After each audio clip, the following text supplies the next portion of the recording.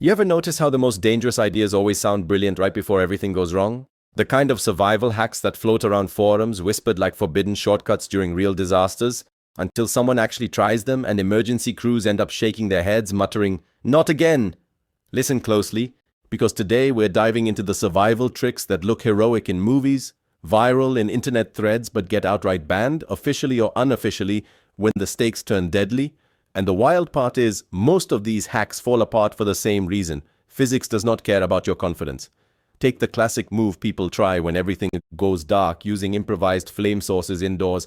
You've probably seen some version of it online. A jar, a wick, a household fuel that has no business being set on fire inside a sealed room. It's treated like a cozy apocalypse candle until the fumes sink low, fill the air like an invisible tide, and trigger what firefighters politely call a flash event. The reason authorities clamp down on this hack during real blackouts is simple. Gases spread faster than you think, and once that mix hits its ignition point, it behaves more like a shockwave than a flame. The solution in real emergencies is always the boring one. Ventilation, approved equipment, and respecting how fast oxygen can vanish without you noticing. This section is based on practical field survival experience rather than formal academic sources. Another banned classic is the idea of drinking whatever liquid you find as long as you boil it. Sounds logical until you remember that boiling only kills biological threats, not chemicals. People forget that after floods, fires, industrial accidents, or ashfall, water sources aren't only contaminated with microbes. They can contain metals, solvents, or fuel residues that heat doesn't neutralize. Authorities lock this hack down hard because the chemistry textbooks don't lie. Boiling can actually concentrate toxins. The real solution is filtration designed for contaminants or leaving polluted water alone entirely. Having to walk away from water when you're thirsty feels like betrayal, but it's the kind that keeps you alive. This section is based on practical field survival experience rather than formal academic sources. Then there's the trick that gets people in trouble every single year, using improvised traps or defensive devices in evacuated zones to protect property. It sounds clever, make your home dangerous so looters avoid it, but reality has no cinematic soundtrack. Authorities ban this for two unforgiving reasons. Traps don't distinguish between intruders and rescuers, and tension makes everyone clumsy. When firefighters or search teams move through debris, if visibility is low, footing is unstable, and adrenaline is high, spring-loaded anything becomes a deadly accident waiting for the wrong boot step. The real protective strategy is always community defense, watch rotations, and cooperation, not some Hollywood contraption rigged in an empty hallway. This section is based on practical field survival experience rather than formal academic sources. One of the more bizarre hacks people try during real disasters is using vehicles as safe rooms during storms, wildfires, or toxic events. The logic is metal shell, sealed cabin, filters, sounds secure. Except vehicles aren't airtight and a storm doesn't care about your leather interior. In high-wind disasters, that metal shell becomes a tumbleweed. In chemical disasters, air filtration is nowhere near military grade. And in fires, radiant heat turns a car into an oven shockingly fast. Authorities block this hack because structural shelters exist for a reason. Materials that absorb heat slowly, walls that redirect force, ventilation that filters particulates instead of trapping them with you. The safe move is always to get lower, get behind something solid, and stay where the forces of nature don't have the advantage. This section is based on practical field survival experience rather than formal academic sources. You've probably heard the outlawed rumor that you can outrun a wildfire on foot if you move in the right direction or find a downhill route. It's a seductive idea, speed, survival, instincts, but wind-driven fires move unpredictably, and the physics of convection make flame fronts climb, leap and roll like they're alive. Firefighters don't ban this hack because of liability. They ban it because they've watched fire race faster than vehicles. The real escape tactic is getting perpendicular to the wind, moving toward already burned terrain, or dropping to mineral soil if there's nowhere else to go, but those decisions require calm under pressure that most people don't have in the final seconds.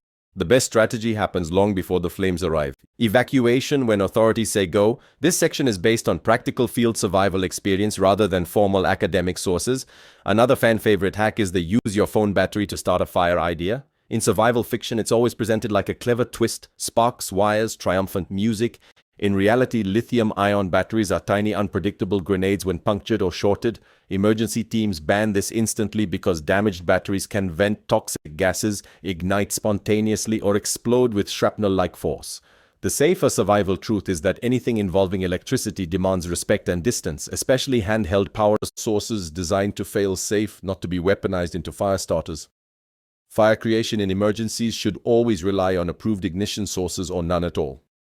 The last thing anyone needs is adding chemical injuries to an already bad situation. This section is based on practical field survival experience rather than formal academic sources. And then there's the forbidden hack people try during floods, swimming through moving water because it doesn't look that deep.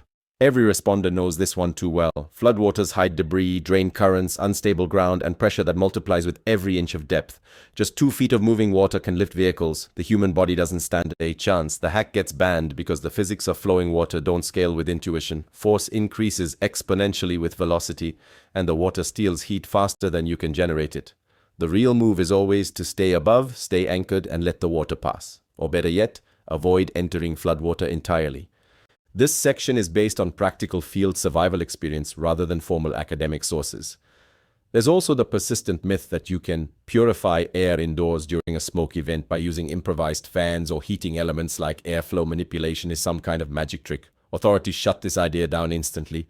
Airflow is a science governed by particle physics, and smoky air doesn't become safer just because it moves. In fact, turbulence suspends particulates longer, helping them spread deeper into your home. Real filtration requires sealed environments and certified filters. Nothing improvised will change the chemical composition of smoke. The right move is sheltering in fewer rooms, sealing leaks, and minimizing movement of polluted air.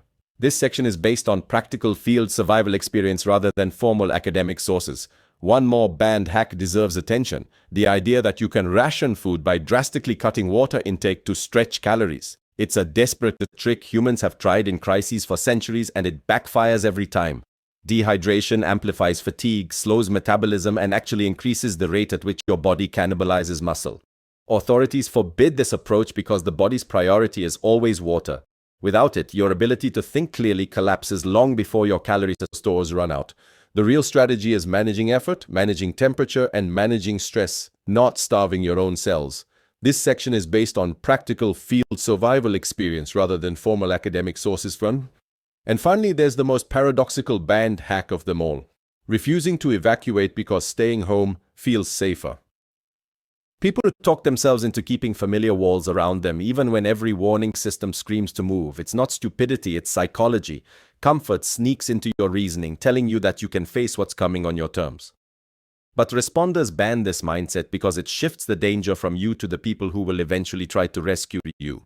Evacuating early is the most underrated survival skill we have, not because it's heroic, but because it's humble. It accepts that the world is bigger, stronger, and more unpredictable than we want to believe. So here's the truth nobody puts on a motivational poster: the banned survival hacks are always the flashy ones.